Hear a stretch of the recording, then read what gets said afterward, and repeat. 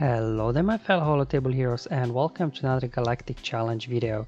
So yesterday we had a brand new challenge on Takodana and while the droid feed versus first order was pretty straightforward, the thermal detonator one could be tricky because if you do not have relic Jawas, you will most likely need a Galactic Legend of some sort. So I showed off Ray.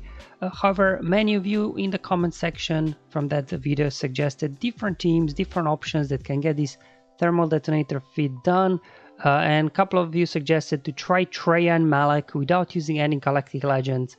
So I'm back here to show you this team. So if you do not have any Galactic Legends, there is still hope for you to get max rewards. It's pretty straightforward strategy here. So I'll show you the team and the mods and we'll just get into it. So this is the team that you can use here to get it done without Galactic Legends. So we're going with Darth, Traya lead. And this will help a little bit to keep your Malak alive, because whenever a debuffed enemy takes damage, Sith allies recover 10% health, so this will keep topping up your Malak's health as you are doing damage to the enemies.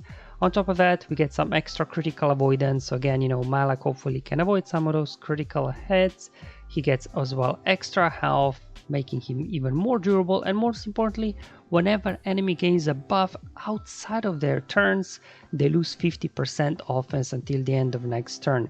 So first order, their offense will be nerfed a lot just because they keep getting advantage out of turn. So this will allow your Malak to keep tanking, keep surviving those big hits. Then obviously Traya herself, she can there isolate, so we can just isolate Color and Mask, not worry about him taunting, interrupting in what we do. And then finally her unique there will be cleansing debuffs from Sith allies whenever they get a turn. So if your Malak gets stunned or something like that, they'll just cleanse off without any issues. Now in this particular case, it's a Gear 12 Traya, so not the tankiest, but luckily apart from Phasma on the enemy side, there are no AoEs. So as long as you keep Phasma out of control, even if the rest of your team aside from Malak are a bit squishy, this should still work pretty well. So up next we got Malak. You will want to mod him for as much speed as you can and health and protection just to make him very durable. He needs to really go out there first, so he's the one that deals damage first, and then he gets permanent death mark applied on him. And Malak, he just ignores all the damage from death mark. An enemy will keep hitting him, and then whenever they critically hit him, they will get fear, so they'll pretty much be disabled for half of the battle. So this is what will allow you then to keep going here and keep surviving throughout the battle. Thrawn here, bringing in again another way of control the enemy with the fracture. He can swap turn meter and things like that. So let me just show you the speed I have on him at this time, 295. And then moving on, we got Zam. She's your source of thermal detonators. So there you go, her AoE here will apply thermal detonators to all enemies. So even if this gets resisted, it will still count towards the 40 thermal detonator feed, because we only have to attempt to inflict thermal detonators. And then her other special here will apply an additional thermal detonator if they already have thermal detonator applied on them. So another source of thermal detonators there for your Zam. In terms of gear level, she doesn't have to be anything really like crazy, because again, apart from Phasma, no AoEs on the enemy side. So just throw as much speed as you can on her so she can get as many turns as possible. And finally bringing in Watt for his stack, of course, so he can dish it out to various people. I'll show you that in the battle which tag goes to what character, but other than that, just some speed on him. It doesn't really matter, he'll get his bonus turn to begin with anyways. Alright, let's hop into battle, and now let me walk you through it just to see how to run this team to get the thermal detonator feed done quite easily. It'll take a while, but we'll get there. So first things first, you want to put a medpack over Malak, so he will keep recovering health whenever any unit takes a turn. Now there, Kalo, that's what you want. You don't want Kalo to start off with a basic, because then he will get death mark. You want Kalo to start off with a stun, and because of Traya there, Malak dispelled that stun, so you can go ahead, be the first one to deal the damage. And now he's got permanent death mark on him, so everybody will have to attack him. Then we'll fracture Phasma. She's the only one with AoE, so you definitely want to prioritize her, keep her under control. I'll put weapon tech over on Zam, but as long as Hux got advantage. She won't be able to gain their bonus turn meter from the weapon tag, but at least after we take care of Hux, she'll start gaining turn meter, getting more turns. There we go. A few thermal detonators already out there. Now let's go ahead, put isolate over on Caloran and Mask, and I will reduce cooldowns on them so she can get hopefully quickly to another AoE thermal detonators.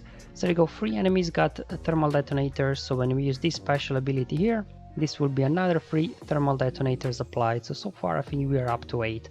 Man, I really wish we would have a feed counter on this one. And then final thing, can simply go on to Treya. We do want to keep her alive, and now we'll just turn our attention to Phasma and just try to take her out as quickly as we can. So there's no advantage on Hux, so Zemna will be able to start gaining some bonus turn meter. So this is pretty good. There we go, another AoE here, more thermal detonators. I think we are up to 13 now, if I'm not mistaken. So let's pass turn meter back over to Zam.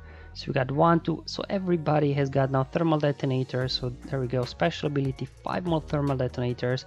So we're almost halfway there really. So as you can see, you don't really have to pay too much attention to these thermal detonators. It'll happen by the time you burn for all of these guys. Probably it will be complete anyway.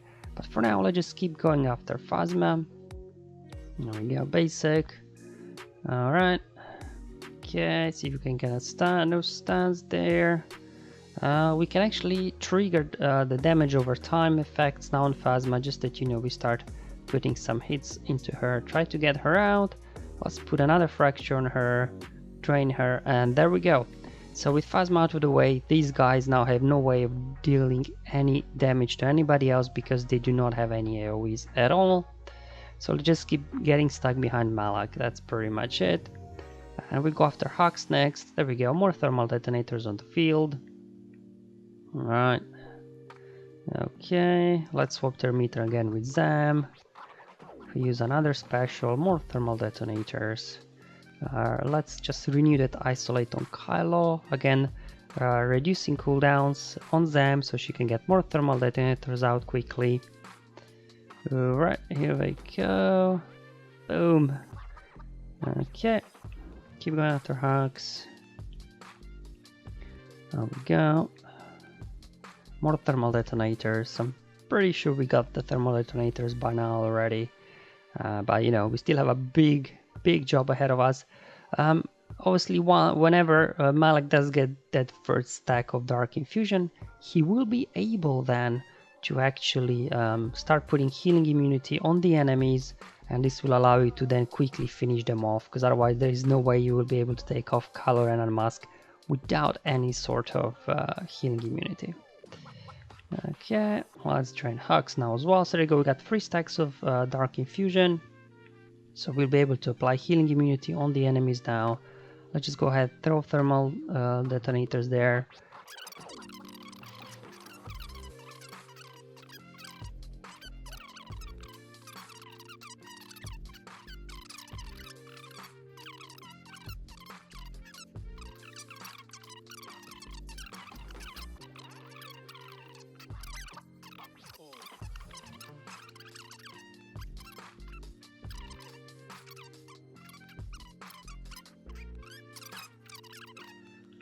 Come on.